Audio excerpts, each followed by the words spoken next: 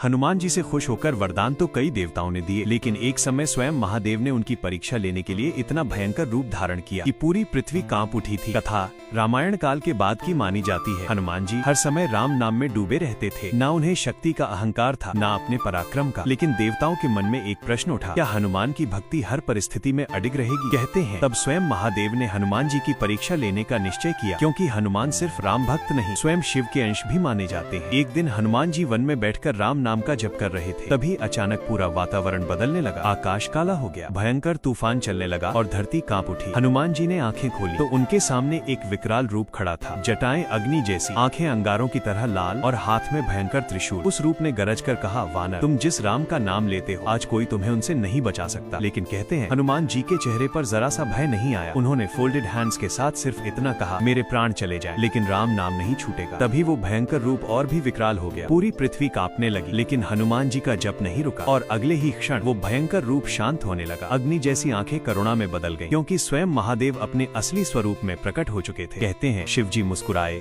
और बोले, हनुमान, तुम्हारी शक्ति महान है, लेकिन तुम्हारी भक्ति उससे भी महान है। फिर महादेव ने कहा, जिस भक्त का मन हर भय में भी भगवान से जुड़ा रहे, उसे संसार की कोई शक्ति हरा नहीं सकती। और शायद यही कारण है हनुमान जी को भक्ति, शक्ति और निडरता तीनों का सबसे बड़ा प्रतीक माना जाता है। अगर आपको भी लगता है कि सच्ची भक्ति हर डर से बड़ी होती है, तो कमेंट में लिखिए। हनुमान जी से खुश होकर वरदान तो कई देवताओं ने दिए, लेकिन एक समय स्वयं महादेव ने उनकी परीक्षा लेने के लिए इतना भयंकर रूप धारण किया कि पूरी पृथ्वी कांप उठी थी। कथा रामायण काल के बाद की मानी जाती है। हनुमान जी हर समय राम नाम में डूबे रहते थे। न उन्हें शक्ति का अहंकार था, न अपने पराक्रम का। लेकिन देवताओं के मन में एक प्रश्न उठा, क्या हनुमान की भक्ति हर परिस्थिति में अडिग रहेगी? कहते हैं तब स्वयं महादेव ने हनुमान जी की परीक्षा लेने का निश्चय किया, क्योंकि हनुमान सिर्फ राम भक्त नहीं, स्वयं शिव के अंश भी माने जाते हैं। एक दिन हनुमान जी वन में बैठकर राम नाम का जप कर रहे थे। तभी अचानक पूरा वातावरण बदलने लगा, आकाश काला हो गया, भयंकर तूफान चलने लगा और धरती कांप उठी। हनुमान जी ने आंखें खोली तो उनके सामने एक विकराल रूप खड़ा था। जटाएं अग्नि जैसी, आंखें अंगारों की तरह लाल और हाथ में भयंकर त्रिशूल। उस रूप ने गरज कर कहा, वानर, तुम जिस राम का नाम लेते हो, आज कोई तुम्हें उनसे नहीं बचा सकता। लेकिन कहते हैं हनुमान जी के चेहरे पर जरा सा भय नहीं आया। उन्होंने फोल्डेड हैंड्स के साथ सिर्फ इतना कहा, मेरे प्राण चले जाएं, लेकिन राम नाम नहीं छूटेगा। तभी वो भयंकर रूप और भी विकराल हो गया। पूरी पृथ्वी कांपने लगी, लेकिन हनुमान जी का जप नहीं रुका और अगले ही क्षण वो भयंकर रूप शांत होने लगा। अग्नि जैसी आंखें करुणा में बदल गईं, क्योंकि स्वयं महादेव अपने असली स्वरूप में प्रकट हो चुके थे। कहते हैं शिव जी मुस्कुराए